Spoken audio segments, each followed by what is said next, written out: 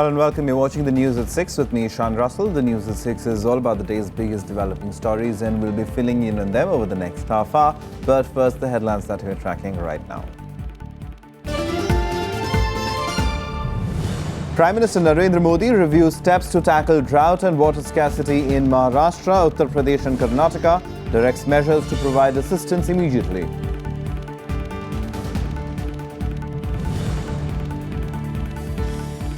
Nainital High Court to pronounce verdict on the Uttarakhand dissident MLAs on the 9th of May. Decision to determine their participation in the next day's floor test.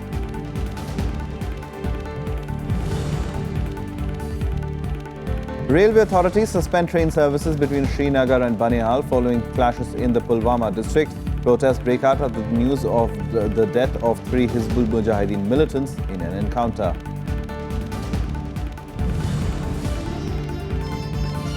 And London elects its first ever Muslim mayor. Sadiq Khan, the son of a Pakistani bus driver, will now lead the city for the Labour Party after the ruling Conservative Party loses control of the capital. Our top story this evening, Prime Minister Narendra Modi today reviewed the drought situation and water scarcity in 3 states, including Uttar Pradesh, Maharashtra and Karnataka. At the meeting with Uttar Pradesh Chief Minister Akhilesh Yadav, Modi said that both the centre and states have to work together to mitigate problems faced by the people. He also pitched for a focus on medium and long-term solutions for drought-proofing. Akhilesh Yadav apprised the Prime Minister of efforts taken in drought-affected regions in Uttar Pradesh, especially in Bundelkhand. UPA has submitted a memorandum for an assistance of over 11,000 crore rupees. The meeting was told that 934.32 crores had been released to the state under the National Disaster Response Fund after adjustments of the state balances. Uttar Pradesh सरकार को जो जरूरतें हैं और खासकर जो बुंदेलखंड इलाके में चीजें पहुंचनी हैं, उसको लेकर के जो बैठक हुई है, मैं समझता हूं प्रधानमंत्री जी और केंद्र सरकार और जो बातें मैंने अपनी तरफ से प्रदेश की जनता और खासकर बुंदेलखंड की जनता के लिए रखी हैं, मैं समझता हूं उनको पूरी ईमानदारी से मदद होगी। इस साल हमने ये तय किया है कि 20 लाख नए किसानों को हम क्रेडिट सिस्टम में लाएंगे और इसलिए हमने उनको कहा कि जो हमारा स्टेट क्रेडिट प्लान है, इसमें 15,000 करोड़ का इजाफा किया जाए ताकि हम 20 लाख किसानों को क्रेडिट सिस्टम में ला पाए। और इसके साथ साथ 2012 में जो सूखा पड़ा था, उसमें बड़े पैमाने पर किसान अपना कर्जा नहीं भर पाए, वो डिफॉल्टर हुए और क्रेडिट सिस्टम से बाहर हुए। उन सभी को 2012 से लेकर 16 तक के सभी किसानों को क्रेडिट सिस्टम में लाने के लिए हम लोग उनका रीशेड्यूलिंग करना चाहते हैं। And our correspondent Vishal Daya is joining us on the phone line from New Delhi with the latest as far as the drought situation in the country is concerned. What are the steps that the government plans to take immediately, Vishal? Well, a few of the steps which has been agreed upon in this particular meeting with the 3 chief ministers of these 3 worst hit states by drought are immediate financial assistance, 1, and 2, the agreement between the states and the center that both sides will work together. Because in the past few days we've seen, Ishan, if you remember, there have been a number of allegations and counter-allegations which have been thrown at each other on this particular issue between the center and the state. For the last few days we saw there was a train which was supposed to take water to the droughted areas in Bundelkhand, on which both the center and Samajwadi Party-led state government in Uttar Pradesh were face-to-face, both sides accusing each other of playing politics. But after today's meeting, one thing which seems to have been settled between both sides is that this is a crisis. It needs to be handled, with more I would say, administrative maturity than playing politics on that. And that seems to be the message coming out with even the Prime Minister's office a statement saying that both center and states have decided to work together. And by working together, it's a clear indication that, the states will put forth their demand for whatever assistance they require from the center. The center would try its level best to fulfill that demand. And that statement released by the Prime Minister's office after that meeting with the Chief Minister of Uttar Pradesh, Akhilesh Yadav, it was pretty much clear that a little more amount of money has been released by the centre to help the state. In a similar meeting with the Maharashtra Chief Minister Devendra Fadnavis and his Karnataka counterpart Siddaramaiah, the similar dialogue has been repeated. The states on their part have sought not only financial assistance, but have also sought, more cooperative attitude from the centre in providing assistance other than the finances required. And this is something to which the centre is understood to have agreed upon. All right, Vishal, we'll leave it there, but thank you very much for joining us with that update. Vishal, of course, will keep a track of that story for us. And staying with the story of the drought, we at Rajya Sabha TV, of course, have spread out our correspondence across the country, and we're going to major districts where drought has really created havoc, and across the states it's happening, especially in Uttar Pradesh, where in the Talbehat town, we did a special report.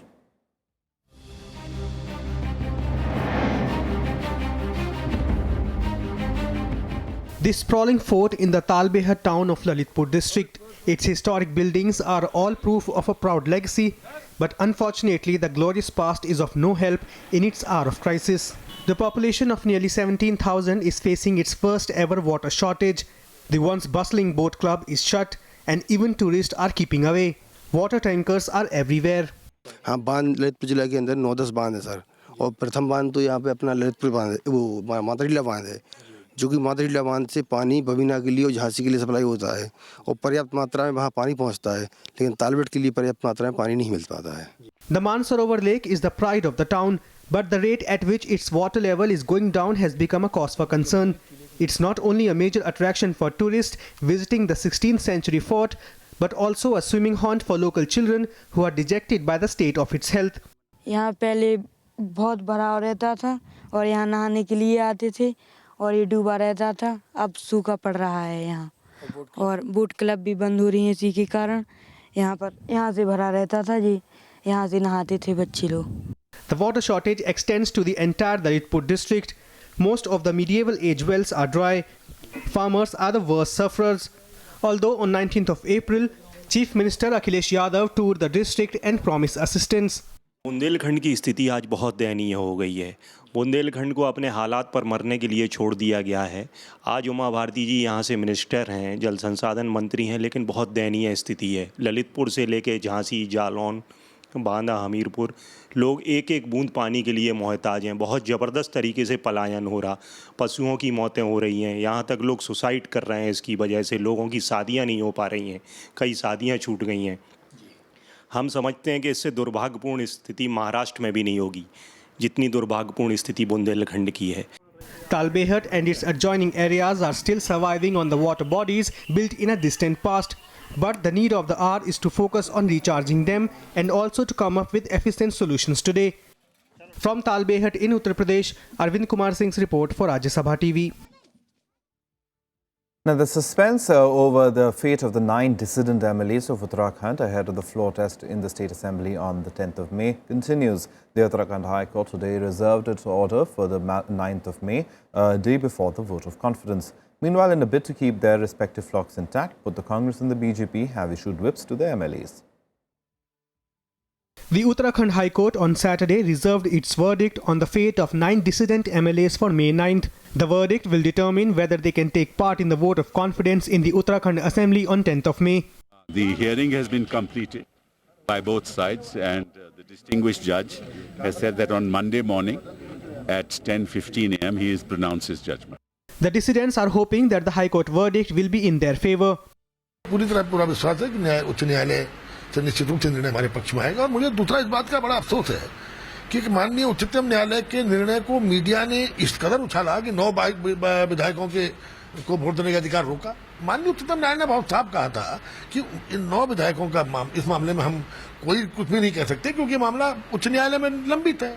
The Supreme Court on Friday ordered a floor test for the Harish Rawat government on May 10th, but it barred dissident MLAs from taking part in the proceedings. Challenging the verdict, rebel MLAs moved the Nainital High Court on Friday. Bureau Report, Rajya Sabha TV. The Delhi Chief Minister Arvind Kejriwal today addressed a protest rally in the city demanding action in the Augusta Westland helicopter case, accusing Prime Minister Narendra Modi of deliberately going soft on Congress President Sonia Gandhi. He said that the government was not pursuing the probe seriously. He also claimed that the Delhi government will teach them how to probe such cases if the centre hands over the anti-corruption branch to it. Protests over the Augusta Westland scam continue. On Saturday, it was the Aam Aadmi Party that was leading the charge. Delhi Chief Minister Arvind Kejriwal challenged Prime Minister Narendra Modi to arrest Congress Party President Sonia Gandhi over corruption charges in the multi-million-dollar helicopter deal. Kejriwal also accused the Modi government of going soft on the Congress. प्रधानमंत्री जी, हमने आपको action लेने के लिए प्रधानमंत्री बनाया था। Italy की अदालत के ऊपर सारा काम छोड़ने के लिए प्रधानमंत्री नहीं बनाया था। Last month, a Milan Court of Appeals has said in its order that kickbacks were paid to Indian politicians and bureaucrats. Kejriwal insists that Modi did not pursue the probe since he himself had many things to hide. एक secret बताता हूं, नरेंद्र मोदी जी का degree घोटाला निकल के आया है। नरेंद्र मोदी जी ने एफिडेविट में बोला, बार-बार एफिडेविट लिखा, उन्होंने कहा कि मैंने दिल्ली यूनिवर्सिटी से बीए किया है। उन्होंने कहा कि मैंने गुजरात यूनिवर्सिटी से एमए किया है। दिल्ली यूनिवर्सिटी का एडमिशन फॉर्म देख लिए सारे, कोई एडमिशन नहीं लिया इन्होंने। एनरोलमेंट रजिस्टर देख लिया, कोई एनरोलमेंट रजिस्टर में इनका नाम नहीं है। इसका मतलब बीए की डिग्री फर्जी है। The BJP instead accused Kejriwal of making baseless accusations since he himself had not taken sanction against those involved in the Commonwealth Games scam. उन्होंने सत्ता में आने के पहले कहा था कि मैं सत्ता लेने के बाद ओथ के 8 दिन बाद शीला दीक्षित जेल में जाएगी। अब 2 साल हो गए, शीला दीक्षित के बारे में कुछ एफआईआर दर्ज नहीं हुई, कुछ काम नहीं हो रहा है। अपना काम छोड़कर दूसरों पर टीका टिप्पणी करना और मीडिया में छाए रहना, ये उनका स्टाइल है। The Congress has also denied Kejriwal's allegations. Aam Aadmi Party, if it should come out with a white paper, how many of their ministers were sacked by the Chief Minister on alleged charges of malfeasance and other wrongdoings in the past 1 year? How many of their MLAs are facing very serious criminal cases? So therefore, before making a protest or before charging somebody else, they should first put their own house in order. The UPA government froze payments for the Augusta Westland helicopters in February 2013 after the Italian police arrested Giuseppe Orsi, Finmeccanic's then chairman and chief executive, for allegedly paying bribes to middlemen to secure the deal. The multi-crore rupee deal was finally cancelled in 2014. Bureau Report, Rajya Sabha TV. 3 militants were killed in an encounter in Kashmir's Pulwama district early on Saturday morning. The incident triggered clashes leading to train services suspended between Srinagar and Banihal. 3 militants were killed on Saturday morning in an encounter with the security forces in South Kashmir's Pulwama district. While one militant belonged to Lashkar-e-Toiba, the other 2 are members of the Hizbul Mujahideen group. The encounter started late on Friday night after security forces received specific intelligence about the presence of militants. Security teams also recovered 3 AK-47 rifles and ammunition from the militants. रात तकरीबन 11:30 बजे हमें खबर मिला था कि पंचगांव के घर में 3 मिलिटेंट वहां छिपे हुए हैं। 12 बजे करीब हमने ऑपरेशन लॉन्च किया और 12:30 बजे तक हमारा कॉर्डन एस्टैब्लिश हो चुका था। हमने पहले मिलिटेंट्स को ऑप्शन दिया कि सरेंडर करने के लिए, लेकिन उन्होंने हमारे जवानों के ऊपर फायर कर दिया। जवाबी फायर में हमारे जवानों ने तीनों मिलिटेंट को मार गिराया और तकरीबन 6 बजे तक ये ऑपरेशन खत्म हो चुका था। Meanwhile, train services between Srinagar and Banihal were suspended on Saturday after protest erupted in several parts of Pulwama district. People protesting against the Pulwama encounter pelted stones on the security forces. Bureau Report, Rajya Sabha TV. Time for a short break. Lots more on the other side. Do stay tuned.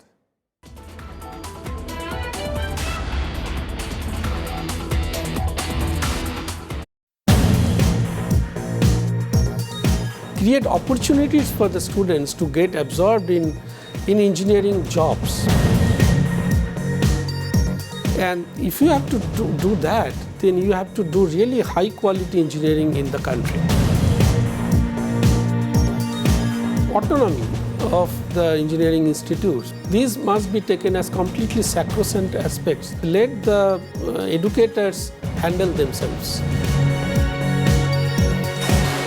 Watch Eureka with Professor Santosh Kapuria, Director, Structural Engineering Research Center at Chennai, only on Rajya Sabha TV.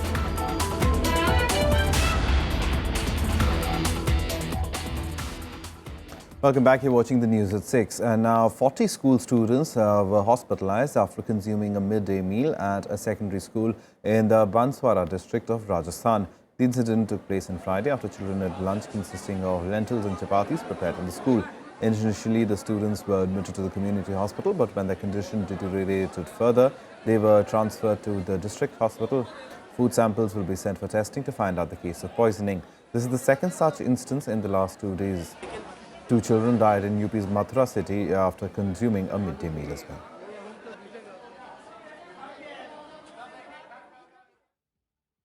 The West Bengal governor today condemned the student clashes at the Jadavpur University that broke out yesterday. Governor K.N. Tripathi claimed that the university was turning into a centre of disturbance, even as he asked authorities to take strict action against the culprits. On Friday, left ABVP students clashed in the university campus during the screening of director Vivek Agnihotri's film Buddha in a traffic jam. Several students were injured, even as eyewitnesses claimed that the campus was invaded by outsiders and some girls were allegedly molested. BJP actor turned politician Rupa Ganguly was also not allowed to enter the university's premises. Left-wing students detained 4 ABVP workers who were later handed over to the police. Meanwhile, the West Bengal BJP has accused the left-wing university's vice-chancellor of supporting anti-national elements in the Jadavpur University. इन्होंने ABVP के ऊपर झूठा मामला लगाया। उनको हमारा ABVP का 4 कार्यकर्ता को बुरी तरह से पीटे गए। उसके बाद थाना में भी दाखिल किया गया। तो इसलिए मैं इस घटना का निंदा करता हूं। जो पढ़ने आता है जादवपुर में उसका काम पढ़ना, बाकी चीज में दखलदारी नहीं देना चाहिए। छात्र छात्री का काम ही है उनका एजुकेशन के लिए वो सोचे। Time for some more national news updates in Nationwide.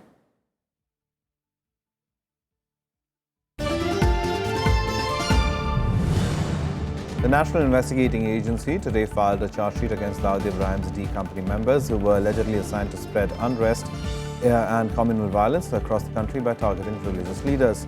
The NIA filed charge sheet against 10 members of the D Company, including 7 arrested last year.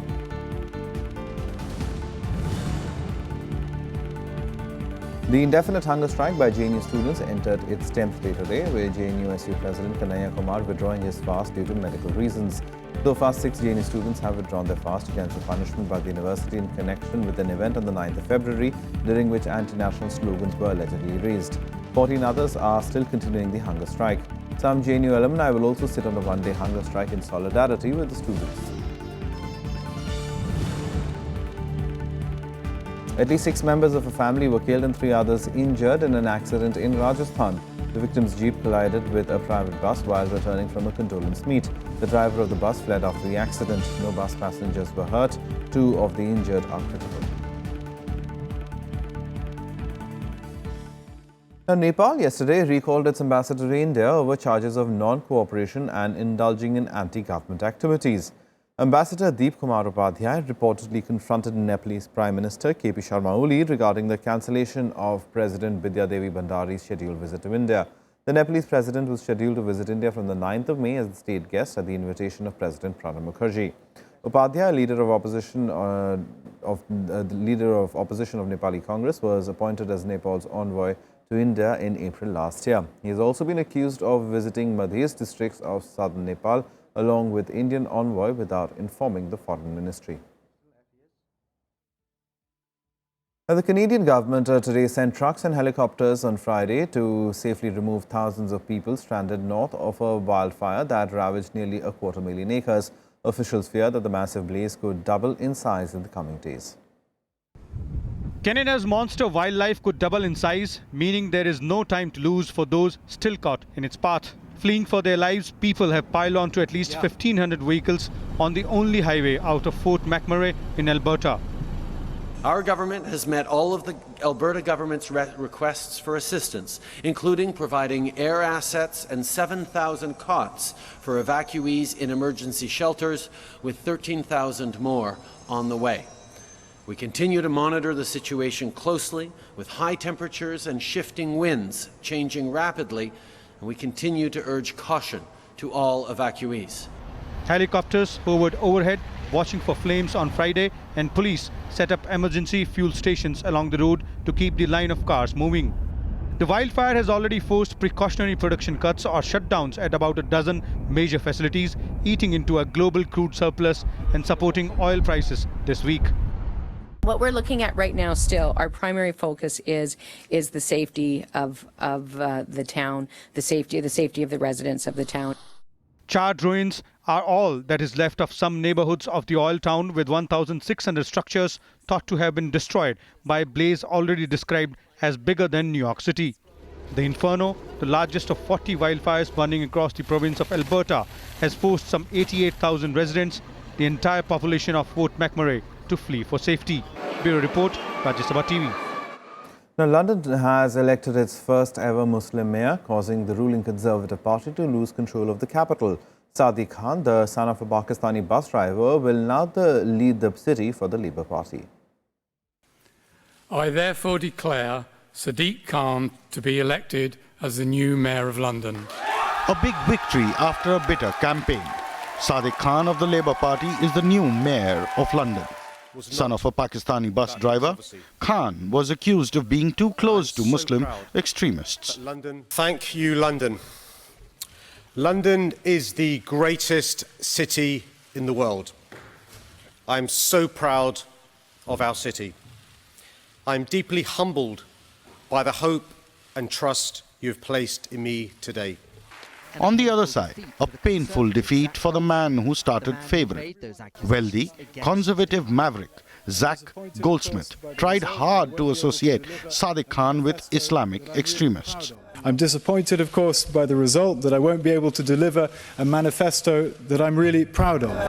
In his victory speech, Khan referred to his humble origins and said he had never imagined that someone like him became the Mayor of London. His victory, which gave him the largest personal mandate of any politician in UK's history, ends 8 years of Conservative control of City Hall. This election was not without controversy, and I'm so proud that London has today chosen hope over fear and unity over division. London, one of the most diverse cities in the world that prides itself on tolerance, seems to have ensured that Sadiq Khan's religion was no barrier to his election. His father came from somewhere else, and look at him today. He could be the most extraordinarily important Muslim leader in the world. Sadiq Khan may have captured international attention, becoming the first Muslim mayor of a major Western capital. But right now, he will be judged locally on what he can do about London's transport problems and perhaps, above all, its chronic shortage of affordable housing. Bureau Report, Rajya Sabha TV. Some more international news now in Global Buzz. Russia's defense ministry reported that a temporary ceasefire in the Syrian battleground city of Aleppo has been extended for 72 hours starting midnight on Saturday to prevent the situation from worsening. Syrian rebel group Al-Nusra Front captured the Khan Touman village outside Aleppo city on Friday. Together with the United States, Moscow has been spearheading the latest diplomatic push to resolve the protracted conflict in the country.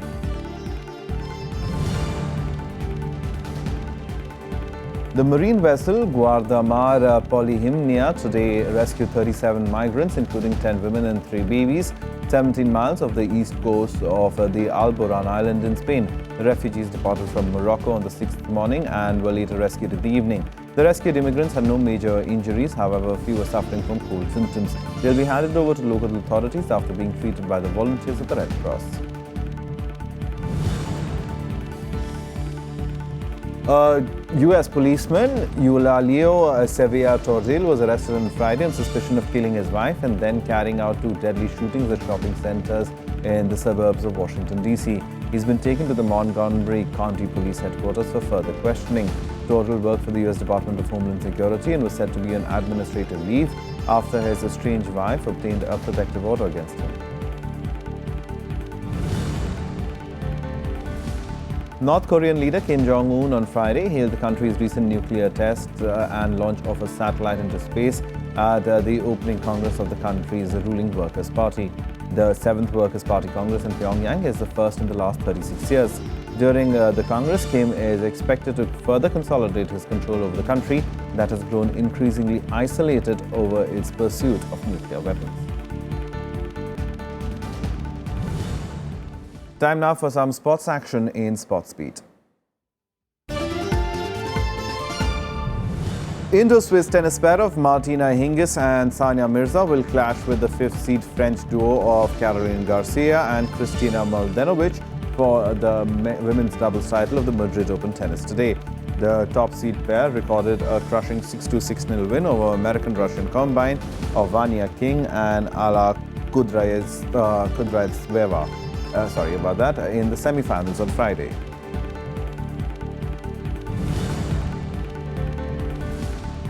The Indian women's team of Sanjana Shehrawat, Chinky Yadav and Gauri Shoran won the bronze medal in the 25-meter pistol event at the International Shooting Sport Federation's Junior World Cup in Germany. India are placed third in the competition's medal tally with a total of 10 medals, which include 3 gold, 4 silver and 3 bronze medals. Former South African cricketer Mickey Arthur was appointed head coach of Pakistan after Waqar Younis resigned from the post in April. This will be Arthur's third stint with an international cricket side after having previously coached South Africa and Australia. Arthur led the Proteas to the world #1 ranking across all formats. Cameroon midfielder Patrick Ikeng died on Friday after collapsing on the pitch during a match for his club. The 26-year-old midfielder fell to the ground without any contact with any other player in the 70th minute of the game against Vitorul, just 7 minutes after coming on as a substitute. World #1 Novak Djokovic advanced to the semi-finals of the Madrid Open after defeating Canadian Milos Raonic 6-3, 6-4. Djokovic has now beaten Raonic 7 times in a row. He will now face Japan's Kei Nishikori in the semi-final on Saturday. That's all from us. Goodbye.